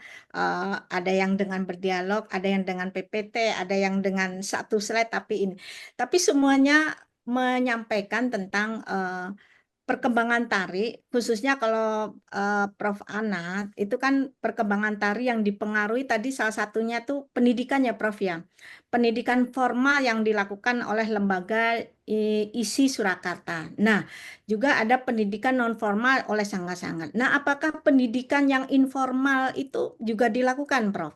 Misalnya contohnya apa kalau yang saya lihat tuh untuk informal tuh biasanya kan dalam keluarga itu ada pewarisan secara tegak, secara diagonal, secara vertikal gitu. Nah, apakah di dalam perkembangan tari di Surakarta di Jawa Tengah ini juga ada pendidikan secara informal, Prof? Mangga, Prof? Ya, kalau itu dilihat apa yang terjadi di dalam pelestarian perkembangan tari rakyat ya, apa tari di daerah-daerah itu masih terjadi. Jadi pendidikan di keluarga itu masih jadi. Bahkan ada yang awalnya itu yang boleh menarikan hanya keturunannya, gitu ya. Sehingga selain keturunan nggak boleh, tapi ketika keturunannya sudah tidak ada lagi yang mau mempelajari, kemudian baru melibatkan orang lain. Dan kita juga melihat mungkin secara genetik ya mereka karena keturunan dari seniman ya mereka ini minat kemampuan itu masih melekat. Satu contoh begini, saya sekarang juga sedang sedang melakukan revitalisasi Langendrian itu ya. Cucu dari Pak Sunarno. Pak Sunarno itu salah satu penari empu tari juga di Surakarta pada waktu itu. Cucunya yang kemudian putranya juga penari. Nah, sekarang cucunya itu yang baru 14 tahun. Menarinya sudah sangat bagus. Ini nembangnya, suaranya juga sudah sangat bagus. Jadi ini didikan di dalam keluarga juga terjadi. Itu ada beberapa yang seperti itu. Ya, ya, baik. Karena ini waktunya ya, Prof ya. Ini sebenarnya ini juga daging semua susah ini akan ya. Karena ini ada beberapa pertanyaan. Ini pertanyaan yang ditujukan Mbak Nungki ya. Ada dari Ibu Yuli Anggaini. Ini tentang pertanyaannya begini. Saya bacakan ya Mbak Nungki. Halo Mbak Nungki masih ini ya? Ya. Ada. Pertanyaan dari Ibu Yuli. Ini pertanyaannya begini, bagaimana caranya kita mengembangkan tari tradisi tetap hidup kepada generasi kita saat ini ketika media menyerbu para generasi muda dengan budaya-budaya luar, apalagi perkembangan tari saat ini. Nah, ini dari Yuli Anggraini, mangga Mbak Nungki, waktunya untuk menjawab. Ya, saya merasa bahwa itu tadi, tari tradisi bisa tetap bertahan kalau masih disukai. Kalau tidak disukai lagi, ya sudah akan hilang. Tapi tadi Prof. Ana bilang ada berbagai macam cara, diantaranya melalui perguruan tinggi atau sanggar-sanggar. Dan dalam kenyataannya sanggar-sanggar di Jakarta, saya ngomong Jakarta saja ya, tadi Prof. Ana juga bilang berbagai macam tarian, termasuk tari Surakarta tuh di Jakarta luar biasa, masih banyak. Dan kalau sekarang Festival Bedoyo itu benar banyak sekali sampai kadang-kadang yang mendaftar tidak bisa diterima semuanya gitu. Itu kan menunjukkan antusiasmenya masih ada dan itu yang perlu dijaga, mendapatkan perhatian dari pemerintah maupun yang non pemerintah. Jadi bukan hanya sekolah seni tapi yang non formal tadi Prof. Uni mengatakannya. Lalu kalau serbuan dari luar, ya nggak apa-apa, diterima aja serbuan itu gitu ya. Tapi kalau kita punya pendidikan atau punya dasar yang baik terhadap apa yang kita miliki gitu, itu pasti kita kemudian bisa memilih dan serbuan itu apalagi kalau yang sangat populer biasanya tidak bisa bertahan lama.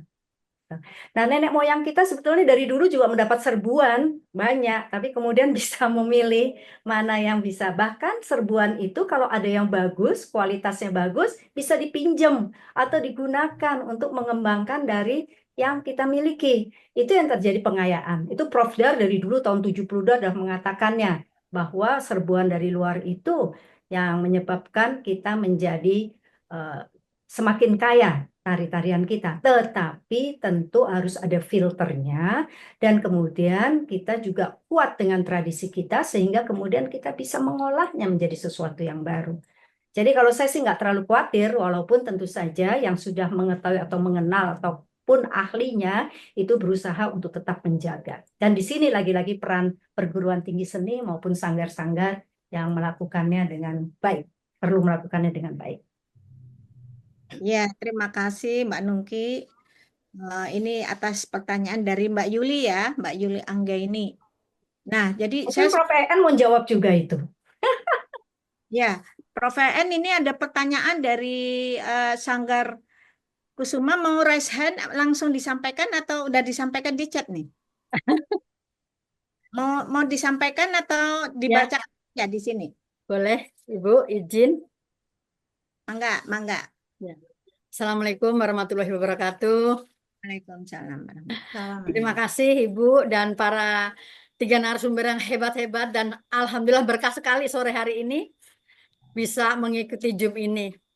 Eh, Terkait apa yang disampaikan Prof. En dengan perkembangan tari Jawa Barat, kemudian dengan yang disampaikan juga Mbak Nungki tentang harus tetap pijakan tradisi itu tetap dipertahankan, dan juga terkait dengan Ibu Rohmawati dari ISI Solo yang memang menyatakan bahwasannya seni ada pada bukan 3 wilayah bagian ya, ada di ISI, ada di Keraton, dan di Mangkunegaran. Izin Bu En, mungkin baru kenal Eyang ya, tapi si Eyang sudah terbitnya sudah lama. Udah tinggal di Bandung 15 tahun, meskipun saya asli Solo, Ibu. Ya. Sanggar Seni Kusuma di Kabupaten Bekasi, orang bilangnya punya 2 ibu, Betawi dan Sunda.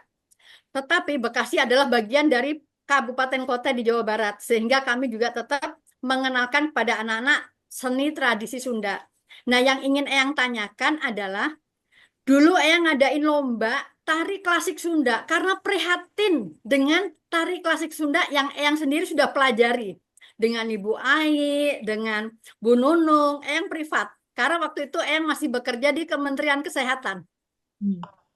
Nah, di situ kami MOU dengan UPI sehingga kami mengajak kalau urusan tradisi atau klasik ini perguruan tinggi. Kalau sanggar hanya punya semangat. Nah, di situ Ibu En kami menyampaikan atau menjelaskannya, menayangkannya itu lomba tari klasik Sunda 5 rumpun. Nah, terkait yang disampaikan Prof. En atau kemarin kami diskusi dengan Bu Ai, itu bukan klasik sekarang, menjadi tradisi Sunda. Nah, mungkin ini yang bisa kami dapatkan batasannya atau perubahan sebutan dulu klasik Sunda dengan 5 rumpun dan tradisi Sunda sekarang nambah 1 dengan genre jaipongan. Nah, itu Ibu pertanyaan pertama. Yang kedua, alhamdulillah semangatnya untuk generasi dengan mengikuti lomba tari klasik Sunda, kita bisa membawa Jawa Barat ke Istana Negara dengan 125 penari dari kabupaten kota di Provinsi Jawa Barat. Dan untuk di Solo, alhamdulillah Sanggar Seni Kusuma juga sudah MOU dengan ISBI Bandung. Insya Allah Juli Ibu kami akan ke Solo membawa tari tradisi Sunda ke Puro Mangkunegaran dengan penarinya adalah para dosen ISBI Bandung. Atur nuhun, saya tetap semangat ada di barisan penggenggam tradisi, meskipun Solo tetapi di Bekasi adalah di mana bumi dipijak, di situ langit kita junjung. Budaya Sunda adalah budaya kita. Surakarta adalah masa kecil saya. Matur nuwun, itu aja Bu Prof. En, mungkin satu klasik Sunda dengan tradisi, karena tadi tidak ada sejarahnya kerajaan gitu ya, sehingga tidak ada di klasik. Nah, ini Eyang hanya pengen tahu sekarang ini sebutannya klasik Sunda 5 rumpun ditambah 1 genre Jaipongan, ataukah menjadi tradisi Sunda sehingga kami di Sanggar pun akan menjelaskan kepada siswa sesuai yang sudah kita ketahui dengan benar gitu. Ya, terima kasih Ibu, terima kasih semuanya Ibu narasumber yang luar biasa dan teman-teman semua yang mengikuti Zoom ini. Hatur nuhun, wassalamualaikum warahmatullahi wabarakatuh. Waalaikumsalam Nah, terima warahmatullahi. kasih Eyang, ini pertanyaannya ini ditujukan kepada Prof. EN ini.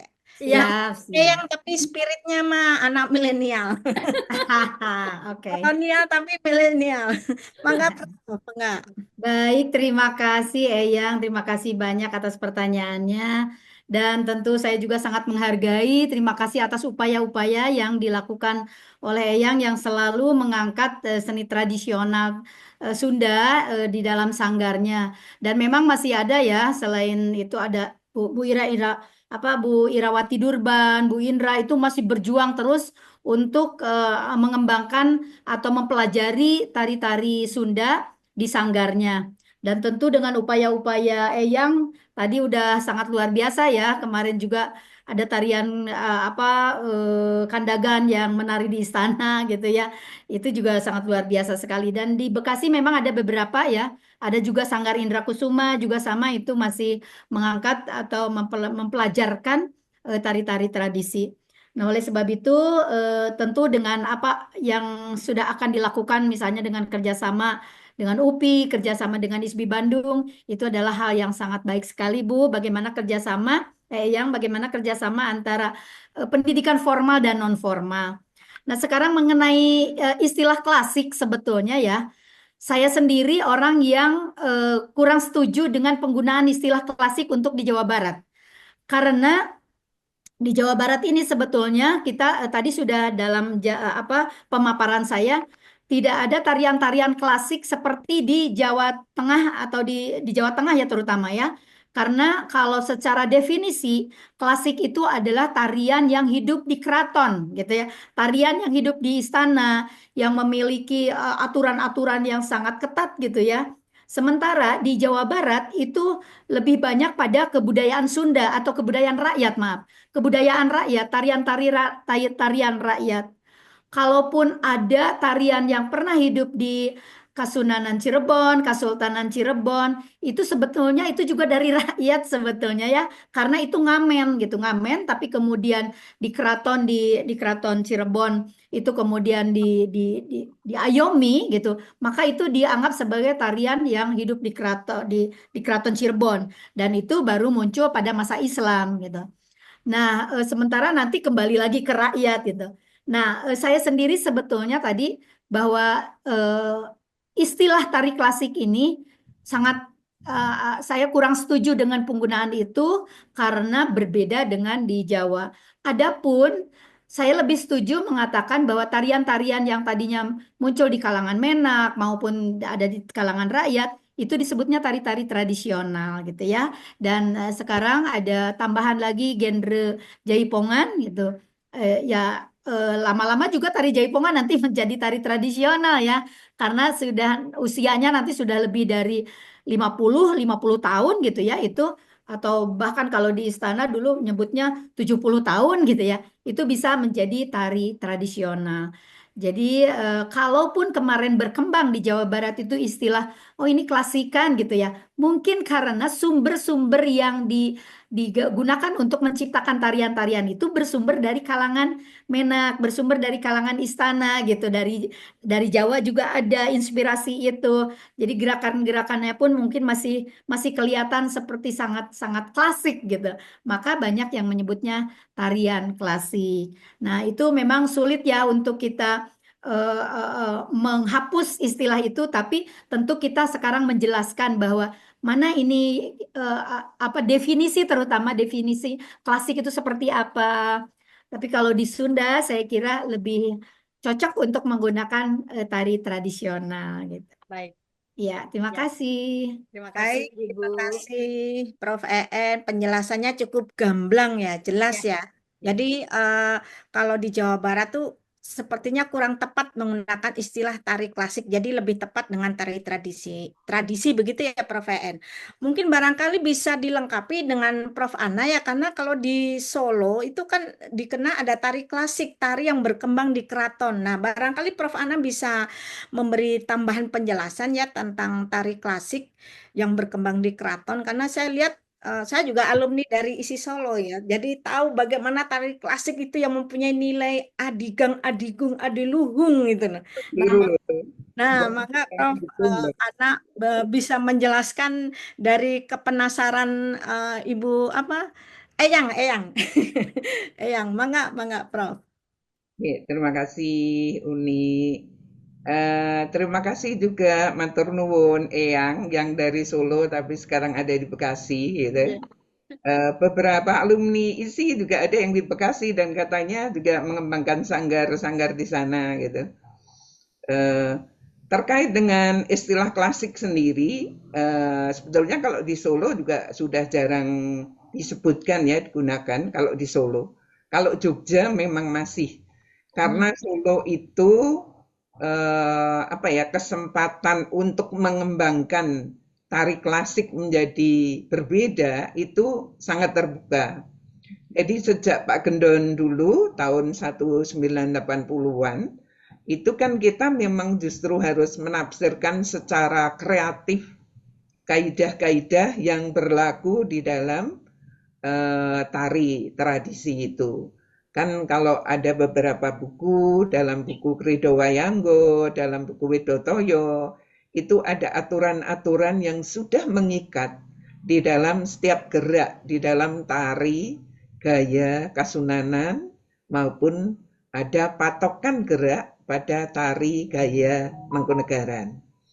Nah, dalam perkembangan kemudian, sebetulnya karya itu sudah ditafsirkan secara kreatif oleh para kreatornya, oleh para koreografernya, sehingga ketika tahun 1980-90-an itu, ISI Surakarta sebetulnya sudah merevitalisasi tari-tari itu, sehingga muncul beberapa gaya tari yang berbeda dengan apa yang ada di keraton.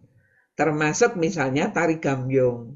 Kalau yang dulu, kalau menggerakkan tangan tidak boleh terlalu besar volumenya, tapi sekarang kita sudah melihatnya dari aspek visual, ya, bentuk, sehingga sekarang sudah lebih luas. Mentang-mentang ini ya, merentangkan tangan. Gerak-gerak yang lain juga begitu. Sehingga kalau di keraton memang masih disebut tari klasik ya, gaya Surakarta. Itu yang memang masih memegang kaidah-kaidah. Ya kalau tadi disebut adiluhung ya. Adiluhung itu udah sangat bagus gitu dikatakannya, dengan kaidah-kaidah yang sangat mengikat. Nah, perkembangan sekarang sebetulnya supaya generasi muda itu juga bisa melakukannya dengan apa ya, kemantapan sekarang itu sudah ada perubahan-perubahan memang. Jadi garap kita tentang beberapa karya tari itu sebetulnya juga sudah berbeda dengan apa yang ada di keraton. Jadi memang itu selalu dikembangkan secara kreatif ya. Ya, istilahnya bisa, oh ini transformasi dari tari klasik, atau ini sebetulnya sebuah pengembangan baru dari tradisi. Tapi istilah itu sendiri sudah jarang digunakan ketika di luar keraton Surakarta. Itu Eyang yang tidak menyebut nama, hanya menyebut Eyang saja. Nggih, matur nuwun. Itu nama panggungnya, Prof. Nama panggungnya Eyang gitu. Nggih, semenjak pensiun dini dari Kementerian Kesehatan langsung berubah. Oh begitu ya. Nah, Nggih. saya juga Eyang Ti gitu malah. Yang T, nggih. Pokoknya yang udah punya cucu panggil Eyang gitu. Saya juga Eyang. Eyang juga ya. Itu Prof. En juga Eyang juga itu. Oh, ternyata nggak ternyata yang kita semua. semua ya. Ya. Baik, apakah masih ada yang mau ditanyakan? Ini sudah masih ada waktu 20 menit lagi, teman-teman semua. Nah, jadi untuk perkembangan tari dari apa yang disampaikan oleh Dr. Nungki, Prof. Prof. Ana, bisa ditarik bahasanya perkembangan tari di Indonesia itu memang dipengaruhi oleh beberapa hal. Yang pertama, akar sejarah yang harus kuat, ya. Akar sejarahnya harus kuat. Ini tadi Prof. juga menyampaikan karena beliau sebagai guru besarnya di bidang sejarah. Kemudian keragaman bentuk dan gaya. Ini juga menjadi salah satu perkembangan tari di Indonesia itu keragaman bentuk dan gaya. Ketiga, peran dalam masyarakat. Peran tari dalam masyarakat itu bermacam-macam. Ada yang sebagai ritual, hiburan, dan ada sebagai presentasi estetik. Terakhir, perkembangan tari sesuai dengan perkembangan konsep estetik yang bisa berubah dari setiap zamannya. Nah, itu saya menarik simpulan dari ketiga narasumber yang semuanya daging semua sampai tadi yang mau dicatat poinnya apa ternyata semua poin gitu ya. Baik, kalau tidak ada pertanyaan, mungkin barangkali ada closing statement dari semua, dari Prof. Prof. Ana, barangkali dari Dr. Nungki juga, barangkali ada. Dari Mbak Nungki dulu karena Mbak Nungki mau ada ke acara, Mangga. Oh, mangga. Mbak Ya, Nungki ada closing statement atau pesan-pesan sekelas infonya, mangga. tumbuh kembangkanlah terus tari-tarian Indonesia dan kita jaga, kita rawat, tapi ya kita kembangkan juga supaya selalu aktual seperti tadi Prof. Ana bilang dan yang tradisi Seperti sekarang cinta ya, Prof. Ya, dan dia harus juga dirawat. kontemporer. Ya, Betul. Jadi harus dirawat supaya tumbuh dan kembang gitu ya. ya.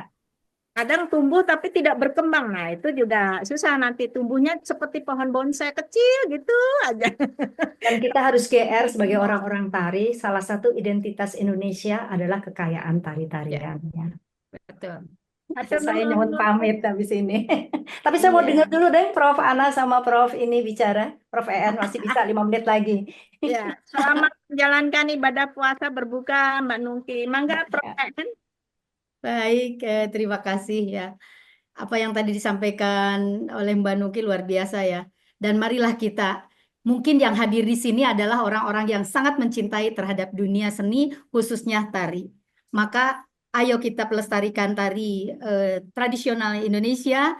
Kalau bukan kita, siapa lagi?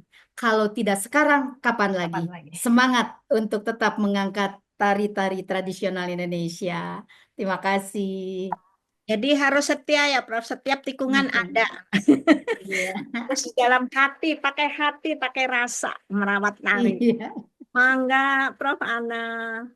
Nah, ini yang baru saja selesai diucapkan oleh Uni ya. Melestarikan tari, apalagi yang tradisi, apalagi yang punya nilai adiluhung, ya, punya nilai estetika tinggi, bermakna bagi kehidupan manusia, punya nilai edukasi, itu memang harus dengan hati. Ya. Oleh karena itu, kita memang perlu mencintai budaya kita dengan sepenuh hati, supaya itu tetap lestari, bermanfaat, bermakna bagi kehidupan kita semuanya. Itu mesti menjadi harapan kita. Jadi memang harus selalu karya-karya sekarang itu harus selalu didasari oleh kreativitas, inovasi, dan pasti tadi akar budaya yang kuat ya. Keindonesiaan kita harus tetap muncul di dalam karya-karya tari kita. Terima kasih. Baik, terima kasih Prof. Ana atas closing statement-nya. Barangkali ada dari Prof. Endang, ya, sebagai Ketua CSI. Mangga Prof, ada pesan Nah, udah di mobil. Ada di mobil nih, suaranya gaduh. Pokoknya semuanya oke, alhamdulillah, luar biasa. Jadi saya kira sudah diwakili oleh 3 narasumber yang luar biasa. Cukup ini, alhamdulillah. Terima kasih, Prof. Terima Anna, kasih. ya, Terima Prof. kasih, EN dan Prof. Kak Endang. Sehat Nungki. semuanya. Ya, Ini pertemuan yang sangat luar biasa. Yang hari ini membahas tari. Kita bertolabul ilmi sambil ngabuburit. Sebentar lagi buka puasa. Boleh semuanya open kamera, kita foto Enggak, Bu. dokumentasi. Uni, sebelum ditutup, saya secara khusus mengucapkan terima kasih nih pada Pusat Digitalisasi Pengembangan Budaya Sunda Universitas Padjadjaran Bandung yang sudah kerjasama secara baik, secara harmoni dengan Citra Sri Kandi Indonesia. Semoga ini tetap berlangsung dengan baik, saling menguntungkan bagi kita. Tapi saya benar-benar mengangkat jempol atas kerjasama yang sangat harmonis ini. Matur nuwun kepada amin, amin. PBS Terima Universitas. kasih. Nggih. Terima kasih Ya, Prof. Ana. Ini Prof. Ana sebagai pembina juga di CSI, jadi diwakili ya sesepuhnya. Semuanya bisa on cam ya, kita dokumentasi. diwakili oleh eyang-eyang nih ya. Ya, Kita semua semuanya eyang-eyang nih. ini sebagai bukti kehadiran ya teman-teman semua Ya, mahasiswa. 1, 2, 3. Slide pertama. Slide kedua masih banyak yang belum on cam. 1, 2, 3. Nanti yang hadir dapat ini ya sertifikat bagi yang butuh ya, minta aja. Ya, dapat, nanti dapat, di Prof. sini aja. 1, 2, 3. Slide keempat, 1, 2, 3. Slide kelima, 1, 2, 3. Terima kasih semuanya. Alhamdulillah. Kasih. Makasih. Atur nuhun Prof. EN, Prof. Ana. Makasih. Sama-sama. Ibu semua. Sampai Makanya berjumpa. Terima kasih, Prof. Selamat Tri. menjelang buka. Happy Selamat berbuka Selalu. puasa, menyiapkan semuanya.